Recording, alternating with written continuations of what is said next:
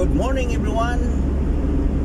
Nandito tayo ngayon sa Cabaco Road pa rin. Kasi papunta tayo ng Bago City. Dito tayo dumadaan sa may Bili sa banda. So, kita nyo naman. Ganda ang daan dito, Kabahedor. So, pag dumiretso tayo, Barangay Cabog. Pagliko, Barangay Handumanan.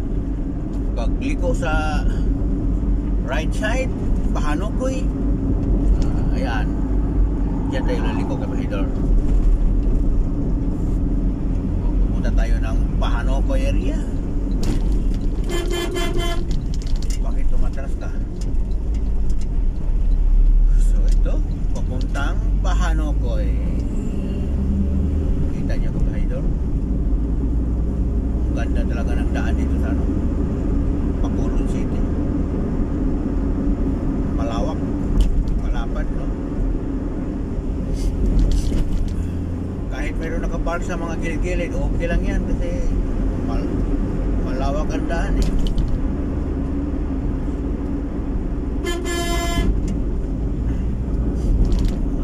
Tignan mo natin mo. Ay, pangit pa rin si Bahedor. Ang buhok. Talagang wala talaga. Sa daan na lang tayo.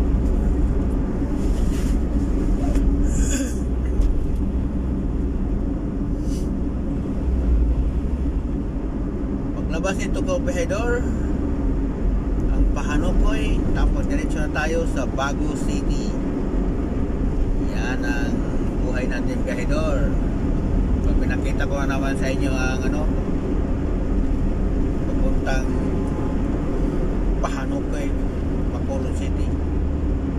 Napakaganda ng daan. Napakakinis, no? Hindi naman sa akin ako, halos di ko magalaw sa sobrang kinis ang daan. Kung ikumpara tong kalsada sa mukha ko, mas makinis pa tong kalsada kaysa mukha ko. Talaga naman, talaga.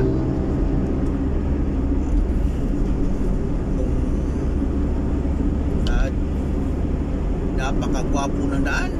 Hindi kaya ng driver nga pangit. Mario Step. Kailangan kung pangit tayo, Kabahedor. Mahalaga, buhay pa rin tayo.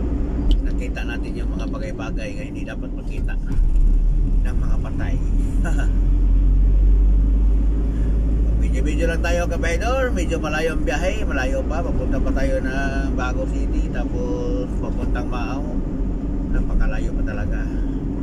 Ganyan talaga. Mayroong bagong 7-Eleven dito. Hindi pa nagbukas. Dami ng 7-Eleven store.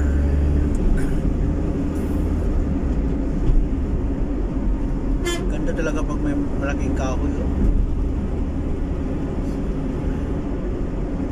Hanggang dito lang, Kabahedor. At least napakita ko sa inyo ang kasada dito sa Pahanukoy, Bacolod City, Kabahedor. Dito pa rin sa probinsya ng Negros Occidental. Thank you for watching.